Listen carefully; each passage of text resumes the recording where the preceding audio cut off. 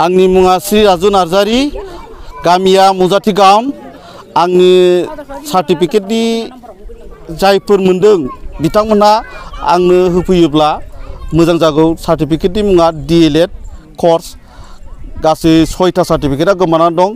marksheet original certificate admit card बेनो आरो आं दा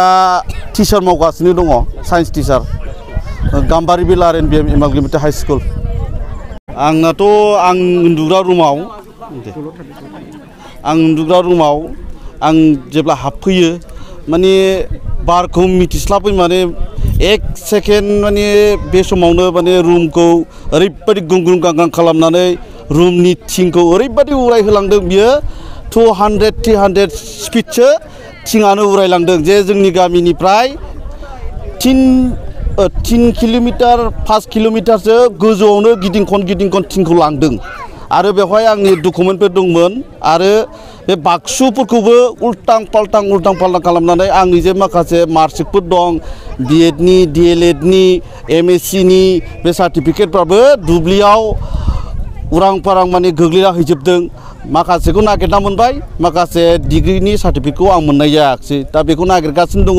आरो सोरबाफोर खाथि खाला सोरबाफोर मोनदोंब्ला आं आंनिफ्राय गोरबोनिफ्राय गोसो सिंनिफ्राय रिक्वेस्ट खालामो जाहाथे मोनोब्ला होफै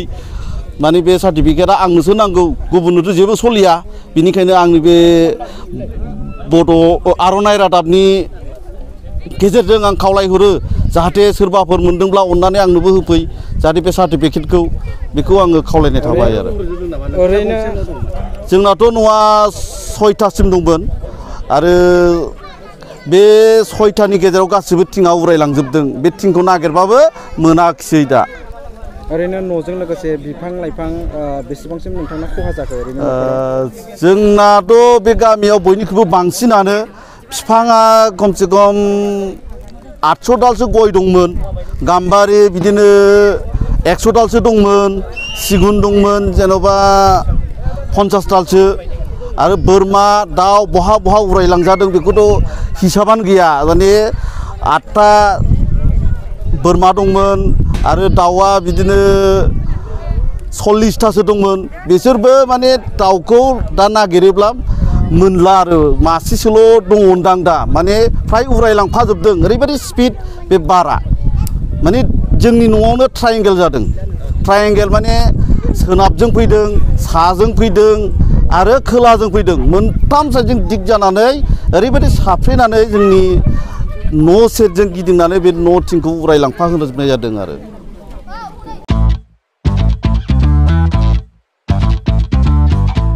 गोजोनथाव खौरां नोंथाङा नोंथांनि गला एबा अफिस फसंथानफोरखौ जोंख्लाब माख्लाब साजायनो गोसो गैया नामा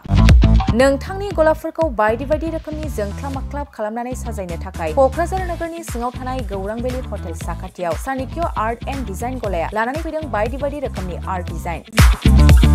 क'क्राझार नोगोरनि सिङाव थानाय गौरां भेलि हटेल साखाथियाव चाणक्य आर्ट एन्ड डिजाइन गलाया नोंथांमोननि थाखाय लानानै फैदों नोंथांनि गलाखौ जोंख्लाब माख्लाब खालामनो गोबां रोखोमनि आर्ट डिजाइन बेफोर आर्ट डिजाइनफोरनि गेजेराव दं 3D signboard 2D signboard acrylic trophy SCP panel name प्लेटार्स रेट्र रिफ्लेक्टिव साइनबोर्ड नियन साइनबोर्डफोरनि आर्ट डिजाइनफोरखौ नोंथाङा चाणक्य आर्ट एन्ड डिजाइन गलानिफ्राय मोनफुंनो हागोन बेनि अनगायैबो इनग्रेविं सार्भिस आर्क्राइलिक लेटार काटिं MDF जालि काटिं लग' ग्राफिक्स डिजाइन आरो कास्टमाइज गिफ्ट आइटेम्सफोरखौ नोंथांमोननि गलानि थाखाय चाणक्य आर्ट एन्ड डिजाइन गलाया लानानै फैदों आर्ट डिजाइन गोबां बाथ्रा मिथिनो थाखाय नोंथाङा नैबे 9706125636 6800981649 जानबुं नम्बरनि गेजेरजों खौरां लाहरनो हागोन